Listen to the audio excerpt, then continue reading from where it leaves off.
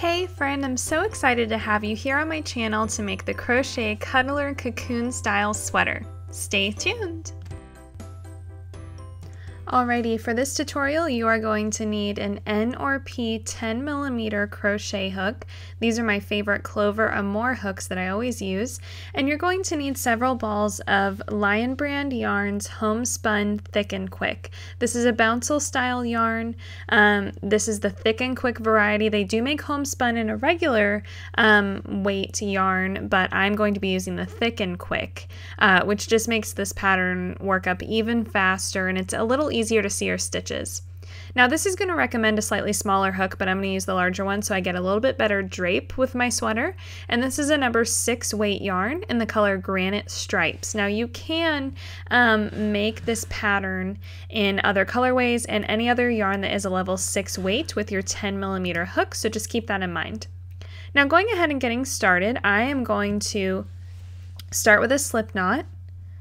Tighten that down onto my hook, and I'm going to start with a foundation chain. So remember, chain is just yarn over and pull through, and I am going to chain about 52 stitches. So go ahead and chain 52. This sweater is one size fits most. It's going to fit sizes small through about large size ladies. You can alter the size by making more chain stitches, which will make your cardigan longer, or more rows of stitches, which will make your cardigan wider than my sample here. So once we have 52 stitches, count down to the 3rd chain from your hook, and we're going to work a double crochet into the 3rd chain from our hook. So remember, double crochet, very simple stitch, should look just like this in this Homespun Thick and Quick yarn. So double crochet, remember, is yarn over, insert your hook in the stitch, pull up a loop, yarn over, pull through 2, and yarn over, pull through 2. And you're just going to double crochet in each stitch all the way down for this entire row. So you should wind up with 50 double crochets.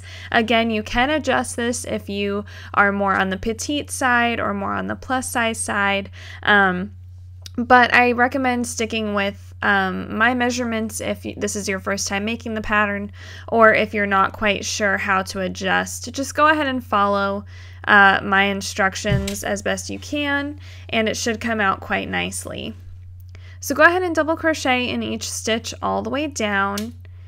If you can get through row 1 here, you can do this entire pattern, I promise. All that this pattern is double crochets and then a little bit of seaming, and that is it. I know that this cardigan looks a lot more complicated than that, but I promise you, if you can double crochet, you can make this thing. So now I've made all 50 double crochets, I've chained up 2 and I've turned, and now I'm just going to double crochet in each stitch all the way back across for row 2. And this is all I'm going to do for this entire rectangle, which is the body of the cardigan. Once we do the rectangle, all we have to do is seam it up, add sleeves, and add a border, and we're done. So go ahead and make 36 rows of double crochet. So here you can see me working row 2. Here I'm starting row 3. We're just double crocheting. Make sure you have really good light for seeing these stitches in the homespun yarn. I know that some people have trouble seeing the stitches in homespun, but if you have great light, it shouldn't be a problem. Now here we have our rectangle all finished. I've doubled it over.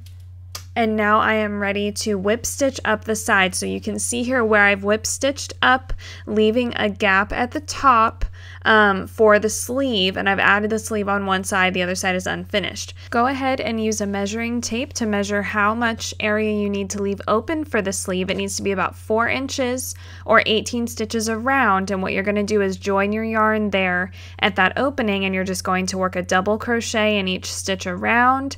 You're going to slip stitch to join, and then you're just going to make several rounds of double crochet. This is all in the written pattern linked in the description box below, so make sure to follow that, or you can just work in rounds and make several rows of regular double crochet for the sleeves on each side. Being that that's very straightforward and simple, and you can see here what the shape should be looking like, I'm not going to include all of that in the video tutorial just for time's sake. Now after you unfold this, after seaming and adding sleeves, you can see here what the cardigan should be looking like, and we have stitch markers down here in the bottom just for the hemline. and we're going to be working on the border here in just a minute. So here you can see I've got the whole rectangle done. I've seamed up those sides and I've added my sleeves, and now I'm ready to do the border that's going to go around the neckline. And this is really straightforward. If you are left-handed, start at the stitch marker over here on the right, but since I'm right-handed, I'm going to start here at the stitch marker on the left. So what we're going to do now is we're just going to join our yarn to whatever stitch marker is appropriate for which hand you crochet with. Join your yarn, and we're going to basically just double crochet all the way around this neckline, and I'm going to show you how I do that since we're working into the rough edge, and this can be a little bit difficult with this homespun yarn. It's a different texture than a lot of other yarns, so I wanted to be sure to show you how I'm stitching into this raw edge here. So go ahead and join your yarn, chain up 2, and we're going to double crochet in each stitch all the way around. Now since we're working into the rough edge, not into the tops of stitches as we're used to doing, you can go ahead and remove your stitch marker here. Now you don't need it on this side, leave the other one. I'm going to work 1 double crochet into the end of each row. This yarn has great kind of stretch to it, and especially when you work it up with a hook as large as this 10 millimeter, it's going to give you really nice drape and lay really nicely. So even if your stitches here in the ends of the rows aren't perfectly even, sometimes it's really hard to get nice, perfect, even stitches, especially with a yarn like this. It's really going to give and drape nicely when you wear it, so don't stress too much about the stitches here. I'm sure that it'll all wind up being beautiful either way. Definitely try as best you can to get 1 stitch in the end of each row, but don't get too worked up over it because it won't be as obvious if you make a mistake as it would be with some other yarns. So this is how things should be looking. We're just going to go ahead and work all the way around to our other stitch marker.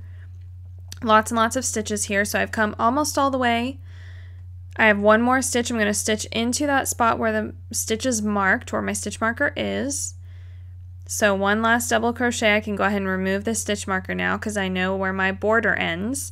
And now I'm going to chain up 2, and I'm going to go ahead and turn my work. So now I'm going to work back the other way around this neckline. So now we're going to do exactly the same thing, double crochet in each stitch, back the other way around the neckline to where we started and where we joined our yarn. So just 1 double crochet in each stitch around. From here on out, the border or the neckline is really easy because we're working into the tops of the stitches instead of into the rough edge of our rectangle. So we're going to head and work rows 2 and 3 just with a double crochet in each stitch around. So now we can see we've made it back here to about where we started here in row 2. Work 1 double crochet right into the last stitch. So we've come all the way back around. We're going to go around 1 more time for row 3. So we're going to go ahead and chain up 2 and turn 1 more time. We're going to work 1 double crochet all the way back around. So now here I am on the other side. I'm finishing up row 3 here.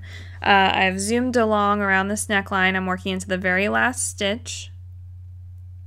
I have a double crochet left. And now I'm going to kind of turn my work to work down this rough edge, and I'm going to work 1 double crochet in each stitch across what is the back hemline. So that's the unworked portion here that's going to go across the back bottom side of this cardigan. So you kind of have to turn your work and work down the side here. This should be the unworked area. This is the other side of your border way over there on the left, and we're just going to double crochet again once in the end of each row, as you can see I'm doing here. So we had 10 rows that were unworked, so we should have a stitch in each all the way across. Go ahead and work all the way across to the other side. Now this is where we should have started over here on the left with our border stitches. We're just going to work double crochets all the way until we get to the complete other side. There should be no stitches left unworked now. This is just going to nicely finish off the hemline of this cardigan and make it look really professionally done. After our last double crochet, we're just going to slip stitch to join. So here I am slip stitching to the first stitch of the row. Now that is finished, we can go ahead and finish off our yarn, and once we weave in our ends, this cardigan is done. And you have a brand new plushy, squishy, fuzzy cardigan that's perfect for these fall and winter months. I hope you guys really enjoyed the Crochet Cuddler Cocoon style sweater. Make sure to subscribe to my channel for more fun tutorials. See you real soon.